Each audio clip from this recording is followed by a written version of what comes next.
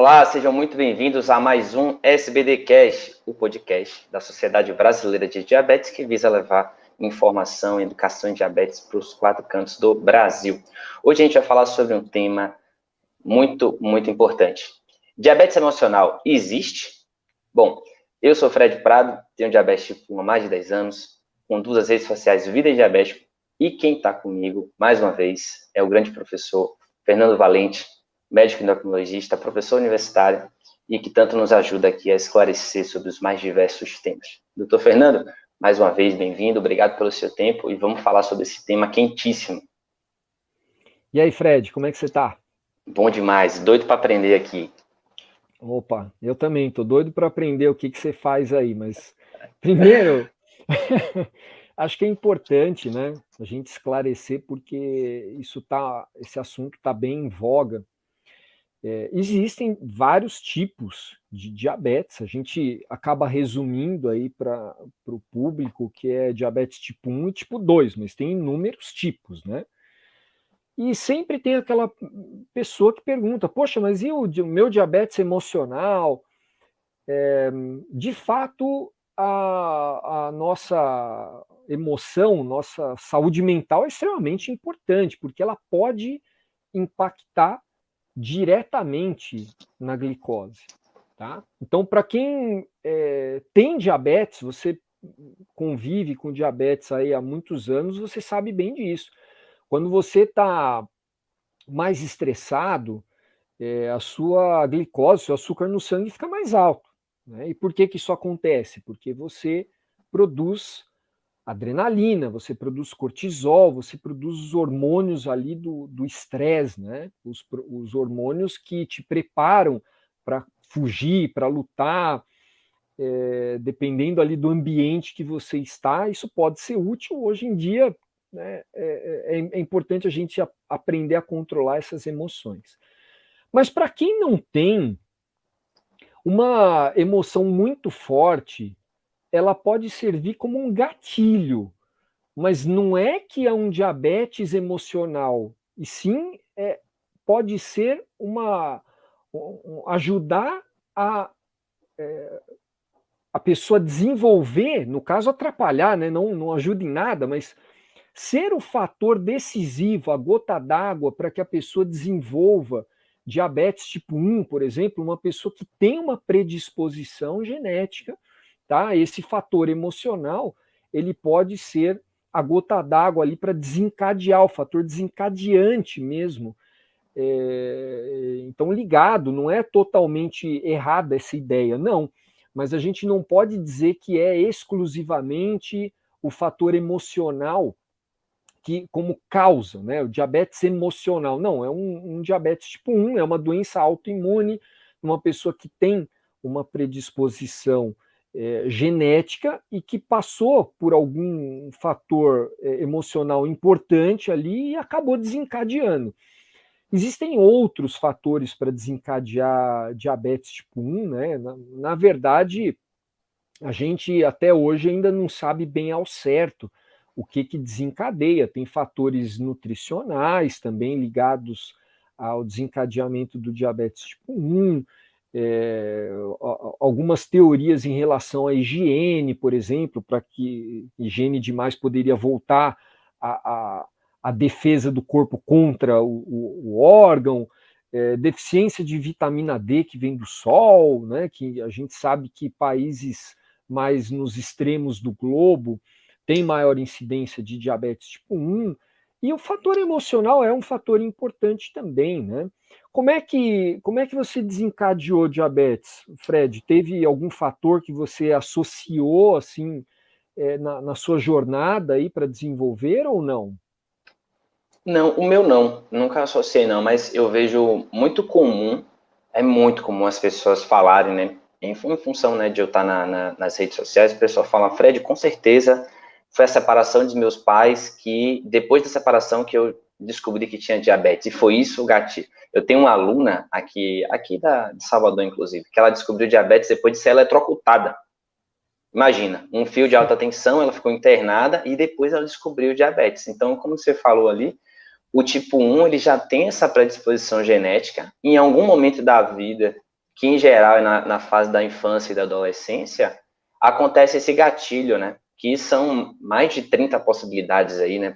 Até onde sei. E um deles é essa questão emocional, muito comum ali, depois de uma separação, depois de um trauma muito grande, de uma perda grande, a pessoa, depois de poucos meses depois, né, em geral, 3, 6 meses, ela abre o quadro diagnóstico. No meu caso, não teve nada, não, né, nunca busquei isso muito a fundo também, mas não foi muito evidente. Mas eu vejo muitos relatos das pessoas falarem essa questão emocional aí. E, bom, não dá para, por enquanto, não tem cura para diabetes, então não dá para a gente trabalhar em cima disso, né? Mas é claro que os estudos estão avançando, e acho que no momento, para quem tem diabetes e está ouvindo a gente, é importante colocar aí o papel de olhar para a saúde mental, que é algo às vezes esquecido, né? Tá ali, a gente está sempre recomendando atividade física, uma alimentação saudável, não tem como não falar de alimentação se estiver falando de diabetes, está no imaginário popular, né? Mas também, eu acho que tem um peso bastante importante, é um pilar bastante importante, olhar para esse aspecto, o aspecto da saúde mental. A gente também pretende convidar aqui em breve, né, um profissional, um psicólogo, para falar um pouco mais, aprofundar um pouco mais sobre isso, mas acho que é válido nesse primeiro momento a gente colocar esses aspectos aqui para o nosso público entender melhor, porque é uma coisa que está mais em voga, né? Total, eu acho que a saúde mental, desses pilares que a gente tanto comenta, né, de alimentação saudável, de exercício físico, de gestão da glicemia, que envolve educação em diabetes, a saúde mental, para mim, até por ser profissional de saúde mental, é o pilar mais importante, porque se a pessoa não está bem na cabeça, né, se ela não aceitou que tem diabetes, e o que é a aceitação? É você parar de oferecer resistência contra uma coisa que você não pode mudar. Ninguém, eu não soube até hoje, e aí se você conhece, você me fala, uma pessoa que, né, foi curada de diabetes em função de ter rezado muito, etc. Mas você tenha fé, isso é importante, eu tenho muita fé, não existe isso ainda, né? A gente não sabe, não tem essa cura ainda, mas existe uma cura psicológica, digamos assim, que é você ressignificar, você entender que você não pode mudar o fato de você ter diabetes em sua vida, mas dá para você viver bem, ter qualidade de vida. E essa cura psicológica, para mim, é mais importante do que a cura química. Aquela cura que certamente virá, e existem diversas pesquisas ao redor do mundo que já estão caminhando nesse sentido. Mas essa cura interna, que está disponível para todo mundo, é mais importante. Como é que você consegue ela? Através da terapia, através de autoconhecimento, através de você ressignificar as coisas que acontecem em sua vida. Enquanto o diabetes foi esse trauma aí na sua vida, né, e a pessoa ficar se perguntando por que eu que tenho diabetes, logo eu, meu Deus do céu, e ela começar a se perguntar o para quê, né, começar a pensar para frente, e fizer o que precisa ser feito, ela vai levar nessa mochila da vida uma mochila muito mais leve. Porque quando a pessoa não aceita, quando a pessoa odeia ter diabetes, etc., tudo fica mais difícil, né? A vida dela como um todo parece ficar amarrada, não vai do mesmo jeito. E quando ela entende que é só mais um detalhe, ou mais uma situação, mais uma experiência que ela vai ter que carregar pro resto da vida, mas que cada pessoa tem as suas pedras no caminho, né? Ela conduz a vida de uma forma muito mais leve. Isso que é importante. Então, aceitar que você tem diabetes, se conectar com bons profissionais e boas pessoas que te mostrem o caminho certo, para que você tenha a qualidade de vida que dá para ter. Com as insulinas que a gente tem hoje, com os tratamentos que a gente tem hoje, nossa, se a gente contar como era o tratamento há 20 anos atrás, né, em detrimento do que a gente tem hoje de moderno, é surreal. Você vai olhar para o tratamento hoje e fala, meu Deus do céu, eu estou num paraíso aqui. Ainda que você tenha diabetes, sim, você está com condições maravilhosas do que quem há 20 anos atrás media a glicemia com base na urina, né? Mas você tinha só insulinas menos tecnológicas. E se você considerar que a insulina só tem 100 anos de vida, ou seja, antes da descoberta da insulina, quem descobriu a diabetes era uma sentença de morte. Hoje mais não, né? Hoje não é mais um ponto final, é uma vírgula, em que você vai continuando escrevendo sua história ali, mas depende muito dessa inteligência emocional, de você blindar a sua mente, de você ter inteligência emocional, de você perceber que, por mais que a vida vai te oferecendo uma série de situações, e é difícil realmente você conviver com uma doença crônica, que até então não tem cura, o tipo 2 também, né? A gente tem que parar de buscar fórmulas milagrosas, mágicas, né? Caminhos muito curtos, esses geralmente não funcionam, só trazem frustração. E estudar, sentar a bunda na cadeira, estudar, colocar em prática e fazer o que todo mundo precisa fazer, ter hábitos saudáveis. Se você fizer isso, a chance de você ter uma glicada bacana, de você ter uma excelente gestão da glicemia, de você ter qualidade de vida é muito grande. Então, a gente precisa, além de ter essa consciência, começar a praticar, né? Parar um pouquinho de buscar esses chás milagrosos, essas fórmulas mágicas, que é o que bomba no Google hoje, né? Que é o que bomba e tudo, e fazer o que tem que ser feito, o que os estudos mostram, o que os profissionais bacanas mostram, que isso sim é o caminho certo. Bem colocado, Fred. A gente está na internet, a gente olha, a gente vê mil coisas, né? E precisa tomar cuidado realmente para não cair aí no canto da sereia, né? Caminhos fáceis, prometendo milagres, né?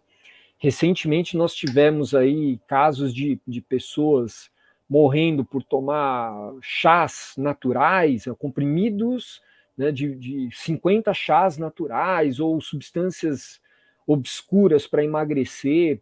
É muito importante a gente ter cautela e realmente eu recomendo consultar, claro, sempre um profissional habilitado.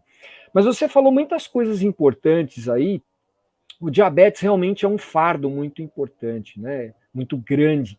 E às vezes a pessoa passa por natural, quer dizer, esperado que haja que as pessoas possam passar por fase de negação, revolta, aceitação, para depois ir para ação. E acho que esse é o papel também de ter uma rede de apoio aí, com família, com amigos.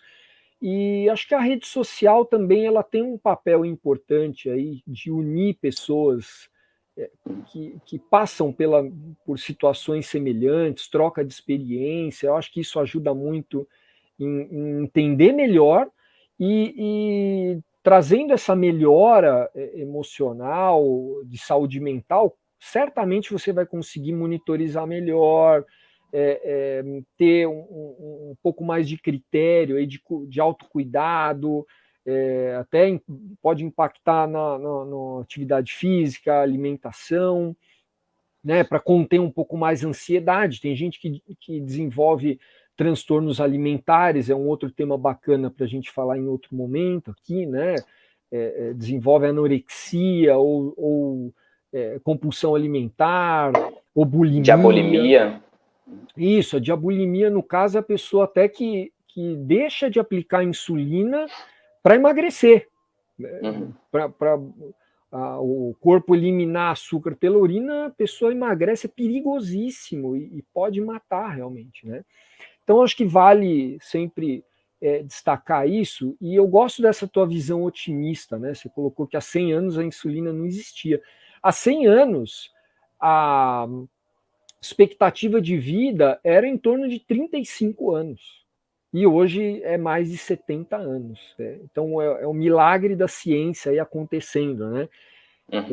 E só para deixar claro também, rezar pode ajudar, né? Mas a gente não pode esperar que só isso resolva. A gente precisa sempre fazer a nossa parte para que as coisas aconteçam e não só ficar esperando.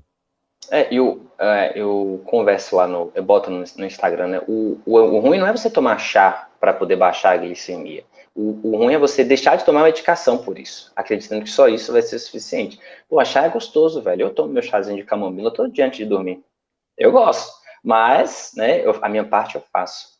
E voltando à questão do emocional, né? Óbvio que todos nós que temos uma doença ou condição, enfim, seja o diabetes tipo 1 ou qualquer outra, ou tipo 2, enfim, a gente tem que cuidar ainda mais da saúde mental, porque a consciência de que você tem uma doença ou condição, enfim, pode te afetar. Então, você tende a oscilar mais. Então, você precisa se conhecer melhor, você precisa ter mais inteligência emocional, porque e saber que quando você está no momento de super estresse, e quem tem diabetes tende a tomar muito mais decisões do que quem não tem, porque você precisa, toda hora que você vai medir, você tem que tomar decisão em cima daquilo, contar carboidrato, meu Deus, vou fazer atividade física, o que eu faço agora? Preciso fazer isso, aquilo. Você toma muitas decisões ao longo do dia. Isso gera mais cansaço e esgotamento mental. Então, que é o chamado de diabetes de stress, né? Ou seja, um excesso de estresse por quem tem diabetes. É um termo cunhado lá fora, mas que cada vez mais a gente está usando no Brasil. E óbvio, quando você não está com a saúde mental boa, você tende a comer mais, e mais fora de hora, comer pior, não praticar exercício físico, dormir mal, né? Enfim, e tudo isso, ficar mais irritadiço, e o descontrole glicêmico vai fazendo tudo isso. Tá com a glicemia acima de 200, você tende a ficar mais irritadiço, ficar mais cansado, sua produtividade cai. Então, se a gente tem consciência disso e começa a caminhar no caminho de buscar essa saúde mental, né, não só aceitação é só o primeiro passo, é o ponto de partida, mas blindar a mente mesmo, sabe? Porra, a vida é isso mesmo, velho. Tem facilidades, dificuldades, mas a gente vai se adaptando. E essa blindagem da mente, essa mentalidade positiva que a gente precisa desenvolver para ter uma vida bacana, né? Fazer ela valer a pena, né? Não deixar que o diabetes seja um impeditivo na sua vida para qualquer coisa.